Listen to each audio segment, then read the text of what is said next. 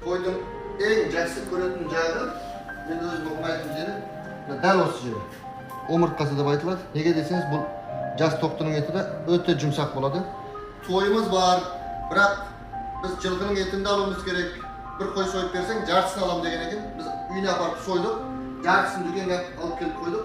Бұл тоқты негізі 30 кило шамасында шықты, 15 кило заказ берген адам алып қалды, қалғанын осы жерге алып келді.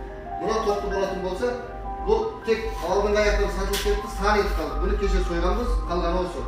Құйрық, бұл шашликке кетеді, заказмен істелінеді. Мына болатын болса, жылқының де құйрығы, бұл өте әдемі болады. Мына қойдың құйрығы, мына жақта, мына құйрығы. Мына көріп тұрғандарыңыз, бұлар сиырдың еттері. Мына көріп тұрғаныңыз, әдемілеп бұзып қойылған, бұлар жас, 1,5 жасар малдың еті. Мына болатын болса, бұл жылқының еті. Жас, 1,5 жасар тай, өте жұмсақ, 1 сағатта қайнағанда піседі.